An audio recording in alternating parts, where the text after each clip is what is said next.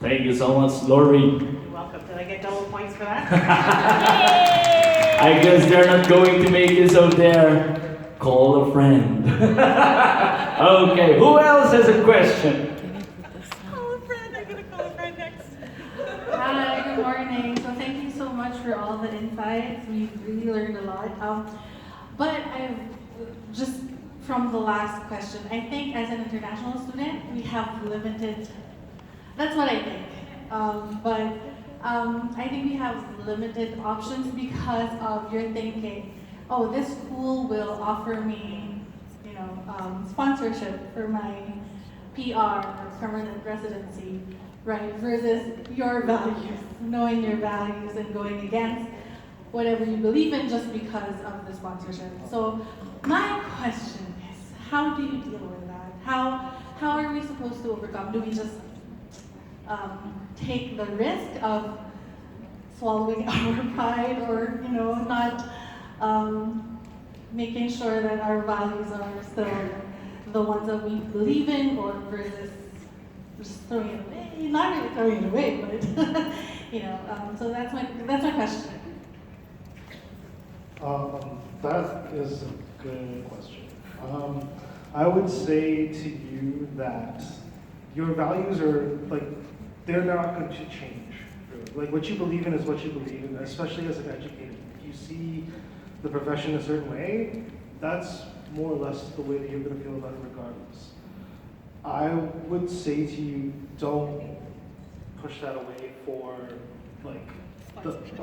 for the benefit. Now, obviously, if that's something that's a priority, then that needs to be taken care of. That's like for anybody here, if you have kids and a mortgage and you get offered a position, you're not going to say no because it doesn't correspond to your values. Sometimes you do have to, like you said, swallow your pride and do what you need to do, right? Because at the end of the day, if you have family, you have kids, you have bills to worry about, you got to take care of that in order to do the other things. However, once you've established yourself at a position, that's where you start the friendship, right? Don't ever, just because you have to settle for it at the time, doesn't mean you have to settle for it forever, right? Everybody needs to get their foot in the door somehow, right? And that's a starting point for all of you, right? When you graduate, you're going to have to get your foot in the door somehow, right? All of you are starting at a place where you don't have any actual working experience, save placement. So all of you are kind of on a level playing field. And as for the opportunities, if you're only looking for that one thing to get your foot in the door, then you're only going to follow that to get your foot in the door, right? And I think the point that the panelists have tried to get across to you guys is that you don't have to settle for one or the other. You can find something that speaks to what you're passionate about in this field that also allows you to get your foot in the door. But you have to go look for it. Thank you so much, Lauren. Do I get points for that? Yes. Okay. How about Josephine? Would you like to share something about the question of what thanks so much? Yes, thank you. I think honoring your journey, staying true, if that's what you need to do, do it, but be respectful while you're at it. So you don't agree with the actions or the pedagogy or the curriculum, but you can still be respectful as a person. Do not ever burn bridges, right, Terry? It is a very small field, very small field. Everybody knows everybody from somewhere, right? Diego was my mentor, and yes. And it was, I quite did, that's okay. But those are the relationships. Terry and I have done multiple events, workshops, both in country and out of country. Those are relationships. A lot of the mentors I had in ECE, we did not always get along on principle of what was doing. Not him. But again, being respectful, and those for me as an international, well, as an immigrant, those were the people I had as references. I did not have anybody else to start off as references. So I would say to them, and sometimes I would say to them, this is not working because of, I'm struggling with this, and so you're pointing at yourself and what you're struggling with. You are not, remember Gail, the iMessages, it's you, I'm struggling with this. And if they're able to meet you halfway, they will. If they're not, then that's okay. When you leave, you still have a decent relationship with the person. And sometimes you might end up back in that organization. Some of the placements I have been to, in my first year of PCE, I went back to for work. So again, do not burn bridges just because you don't agree with what's being done. Oh, thank you so much, Josephine. Listening today, listening to them, it's like not only listening coming from the mind, but coming from the heart. And I really like how they answer the questions. Do you have other questions? Come on! The president of the SSM is here with us today. Hello everyone, I don't have any questions in that sense, but I have one special message for all of our students. So who don't know, my name is Vaishnav Singh and I'm the current SF president and I'm also an ECE graduate. I would like to thank all of our students for leading this amazing event and I thank all the faculty members for offering them such good learning opportunity.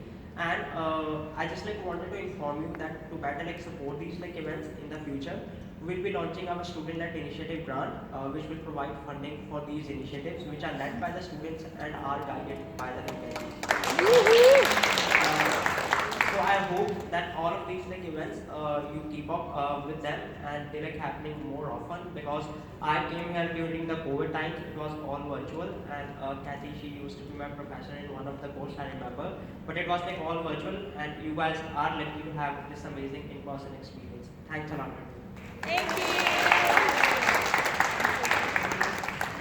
Thank you so much for coming here today, sir. We are really happy that you are here also, because just like us, we are dreaming of becoming a leader, and here you are, who stood up in front of us and telling us proudly that you're a graduate of early childhood education. Thank you so much. Who else has a question? Oh, the lady in white. Okay.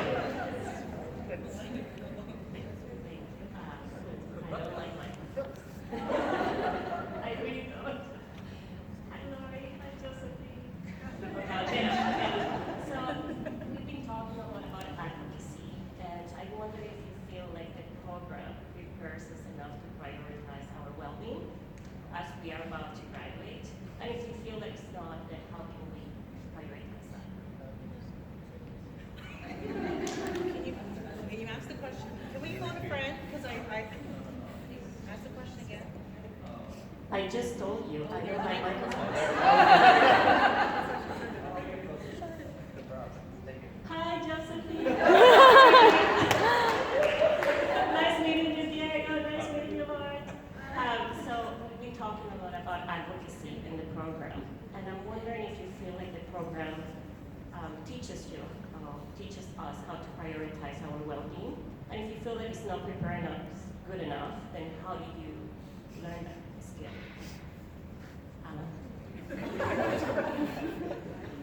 Okay. Thank you so much, Miss Lady in White. When you say advocacy, you mean, you said for us, right? Like for your... Advocate for yourself.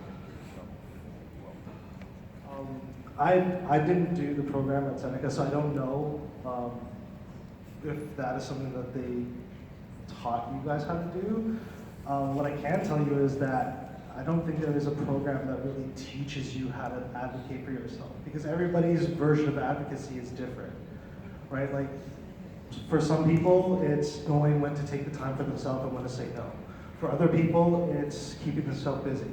So what works for you in terms of advocating for yourself is not going to be the same as Diego or myself or Lori or like any other students here, right? So that's a skill that you have to determine and develop on your own, right? What suits you? Like, what do you need to, what are the things that you need to prioritize in order for you to feel advocated for? Does that make sense?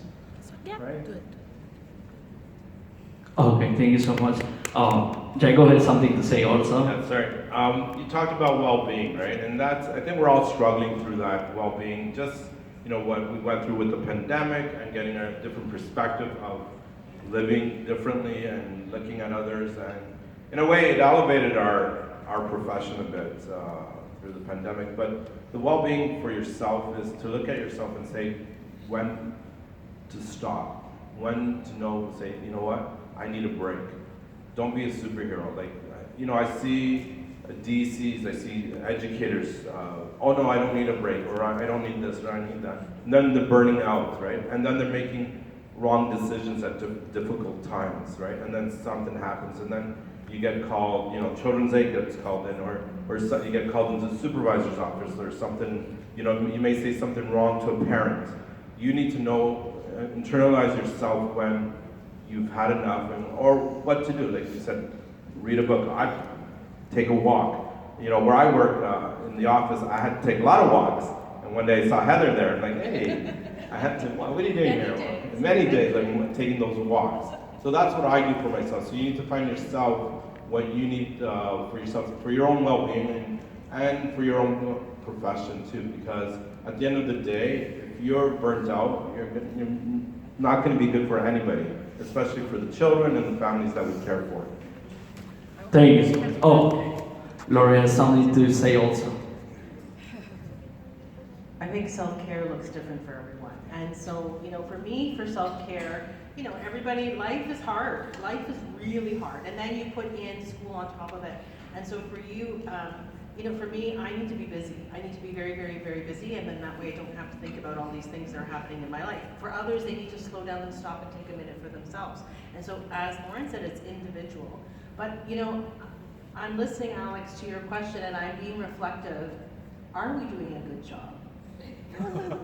I really supporting and talking about ways we could do self-care. So part of that is I'm going to now reflect on that question. We've talked about it, when we talk about the college VCs and we look at being, advocates and mentors and leaders and all of these, it talks about the importance of you yourself. You can't look after others until you look after yourself. It says it right there in the college VCs when we look under professionalism. And so what do we do then? We talked about it in class, but what did we do about it? How can we put that into action? So I'm reflecting on that, and we'll get back to you on that. Stay tuned. And Josephine? Two things I missed. I'm sorry. No, that's okay. We're talking about advocacy, we're talking about self-care. Yes, thank you. So it's important that again you stay in tune with yourself. Know when you're getting towards the limit. Don't wait to hit the limit, but stay in tune. I told the ECYs not too long ago about when you start sleep talking about a situation that happened in the center. It's time to go. Yeah. Okay. So don't let it get that bad that you just, ruminating over it and you can't resolve it. Sometimes it's okay to leave the place, okay? Just don't burn the bridges. Just say, for myself, I need to go, and that's okay. Are we doing a good job? I feel like there's a hidden question there that maybe you want to tell us what we could do differently. So we will take it, so please do. So I am going to, so I'm turning the question back to you. I know we talk a lot about it. We are modeling it in many ways, being lenient with extension, sometimes very scary. Giving time for you to do assignments in class, saying if your child is sick, if you're not well, go. You don't need to be here. No, it's not about clocking in and clocking out. So we think we're doing a good job. But you tell us, what else could we be doing? How else do you think we could support you? That's a great question. Great question, Josephine. Okay. So love yourself first before others, right? And according to them, there's really a hero in us needed to be unleashed when we go out there, right? Okay, who else has a question? Okay.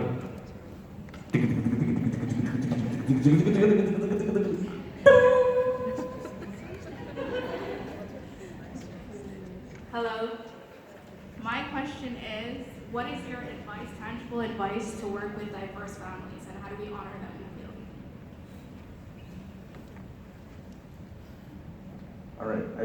Working with diverse families and communities is something we should be doing all the time. It shouldn't be something that we're struggling with, or we have to look up something. We have to get to know the families, get to know the communities, and hopefully the community that you're working in reflects the children, so they can see themselves there too. Because being a male, working in the field a lot of the boys, and I worked in a shelter for 5 years.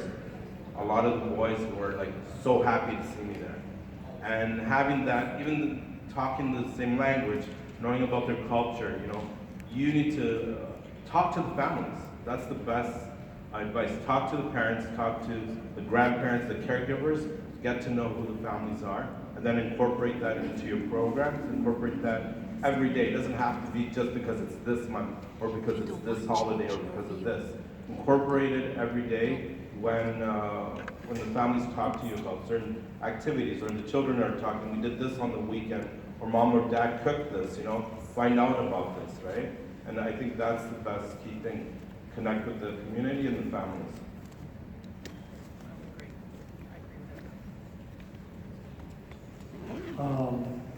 In terms of working with diverse families, I think first and foremost it's about building that relationship of trust and letting them know that, to tell a specific family that you understand their experience or that you know what they're going through, because you hear that a lot when people tell you what's going on in their life and you're like, oh yeah, I totally get it. You don't, right? But what you are there for is to support. And I think the first step in working with diverse families is getting that point across. I may not understand the background you're coming from, your experiences. I am here to support you and your family. And once you establish that connection, that's when you can, dive into, culturally, what's appropriate, what's not appropriate. What are some things that you guys do at home? What are things that they're excited about? Is it cultural events? Are there milestones that you guys celebrate? Are there festivals? Whatever it is. But that first step is letting them know that above all the other things, that you are there to support and help. And any of your professors or the panelists will tell you the same thing. When you work with families, that's the key, is the relationship. It's not about how great you are in planning a STEM activity. It's not about you finding the best picture book that's out right now, or knowing that There's a picture book that will be out soon. add loading in 5. Right? It's about letting them know that I'm here for you, and if you need something, or if you need someone to talk to, that's what we're here for. Right? So above all else.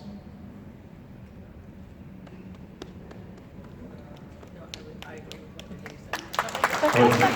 Thank you so much. Okay, anyone who would like to share more? Okay, so who else has a question? Oh, Davis. Okay. Hello, good morning. My name is Davis from NAA. Thank you all of you to be here today. I would like to ask, could you give us any advice that how can we cope of the difference from the centers and what we have learned from the classroom? For instance, we are taught by inquiry-based.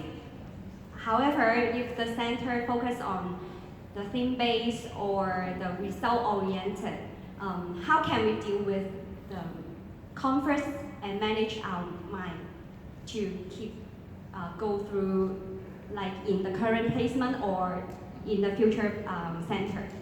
Thank you. a loaded question. Yeah. It's a very loaded question. And, thank you. Anyways, no.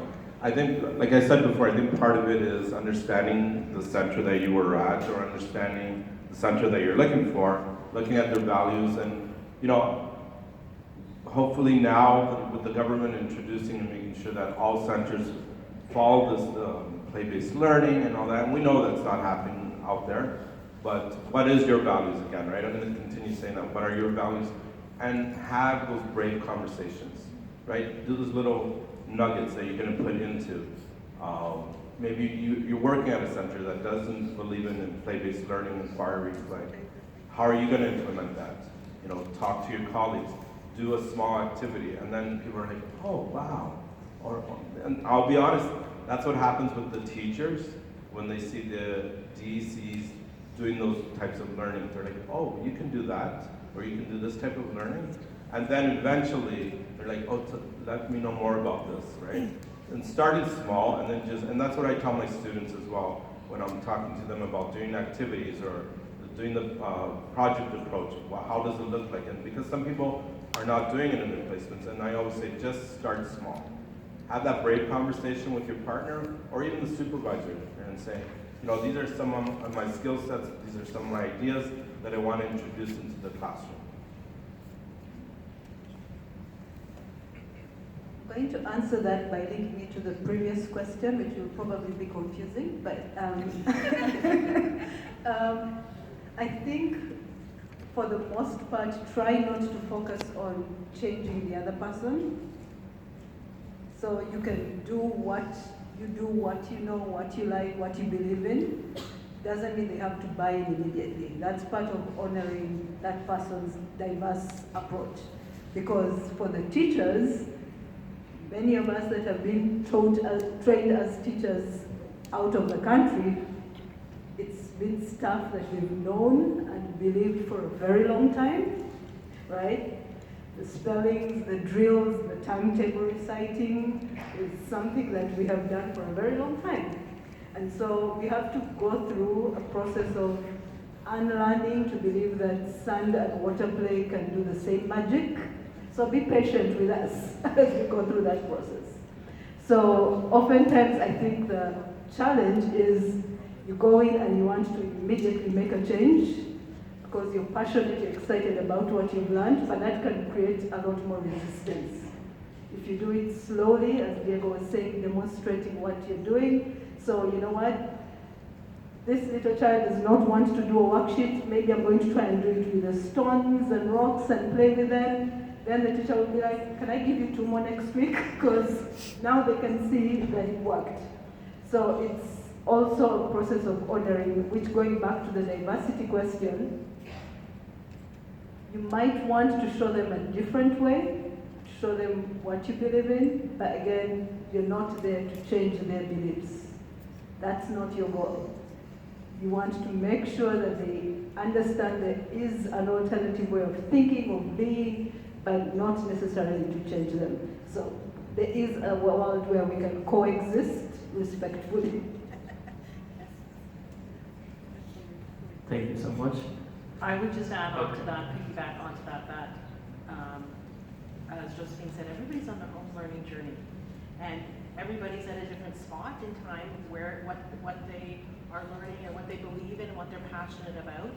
And you talk about placement and what to do for placement. And when we look at placement, let's bring it back to leadership. When we talk about leadership, we talk, if you look it up, I feel like, I don't really like the word leadership. I don't know how you feel, but I like the word model or mentor. And so your job will be then in your placement to model and mentor just those little tiny little sparkles of sunshine where you are honoring what you believe in, and your mentors and your field placement that maybe are not doing that and programming a month in advance. That's a true story. Will see the value in you planning an activity based on the children's interest and views. And then they'll be like, oh, look at how engaged these children are and how interested they are, and they will see the value in what you're doing. And you don't have to go in guns a-blazing and changing the whole place. Like Josephine said and Diego said, just a little bit of you modeling and being a leader. that's gonna make the change. And that's what, at the end of the day, this is what we want. We want you to be the change. Thank you so much.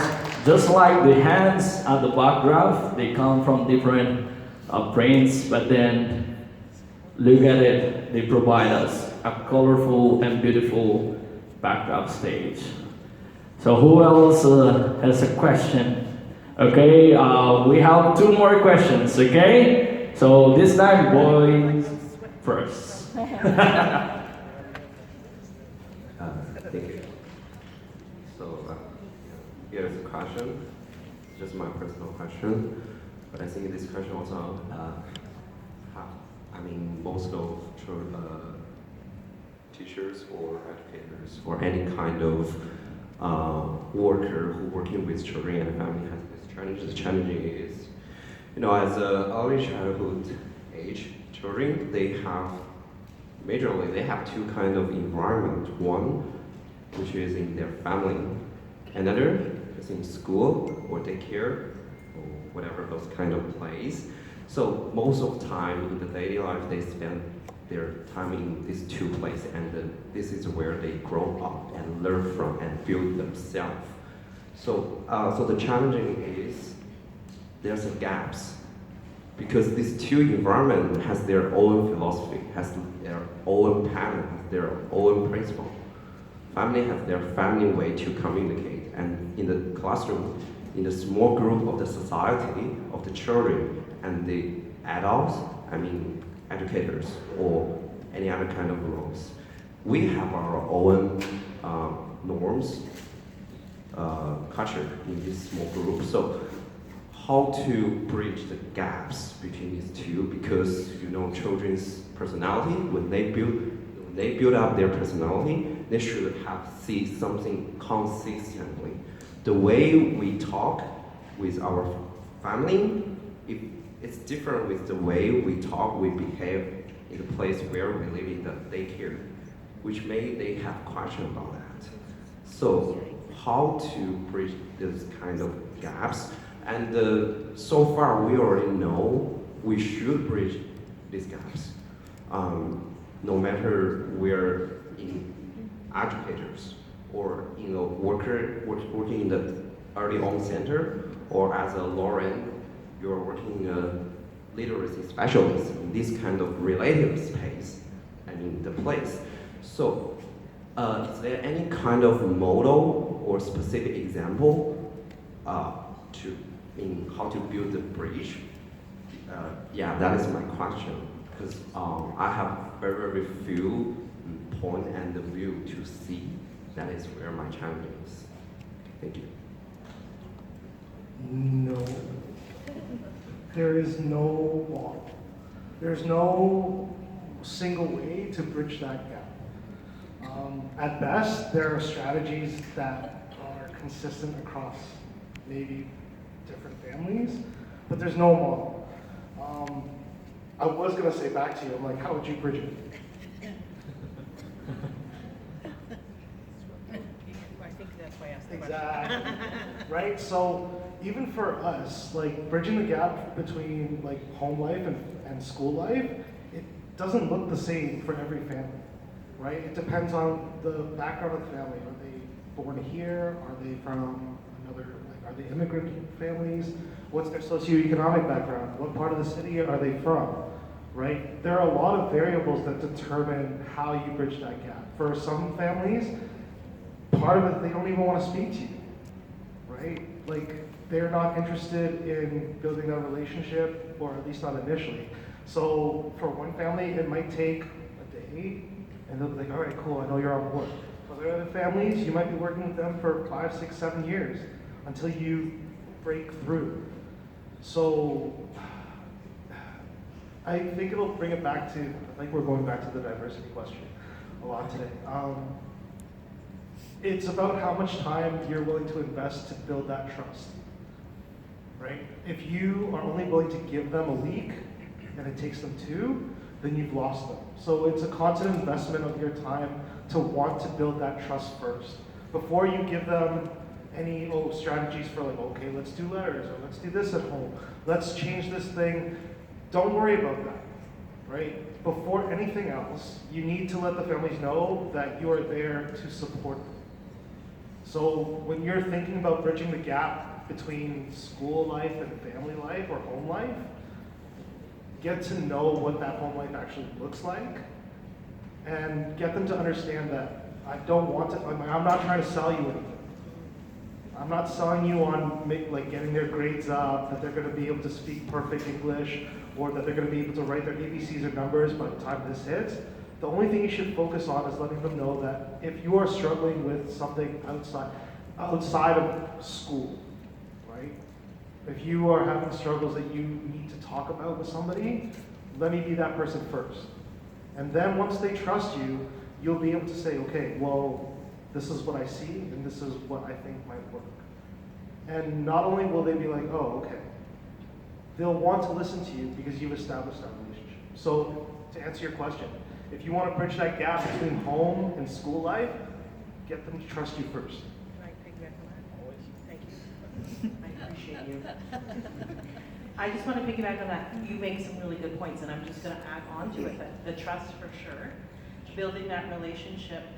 We're not there to get into their business. We don't need to know everything about them. However, when working in childcare, and even in kindergarten, the goal was to have a seamless transition from home to wherever they were going, meaning that the care, the conversations, the interest, the way that the approach that we works together. So that means getting to know the families and getting to know them a little bit, building that trust for sure, and not judging families.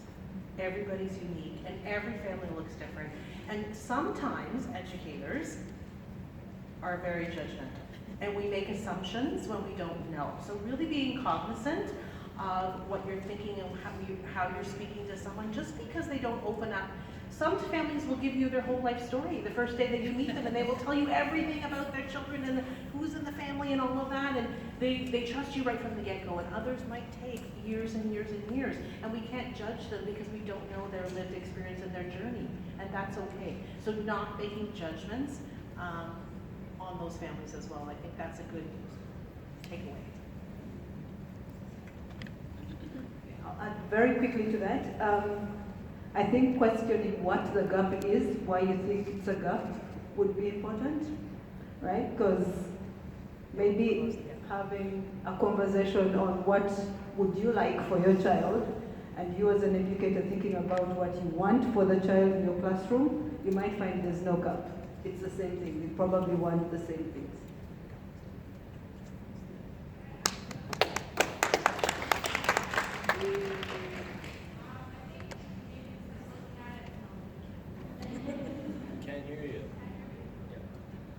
Maybe instead of looking at it like there is a gap, how can you look to what's out there in their home and bring it into the classroom?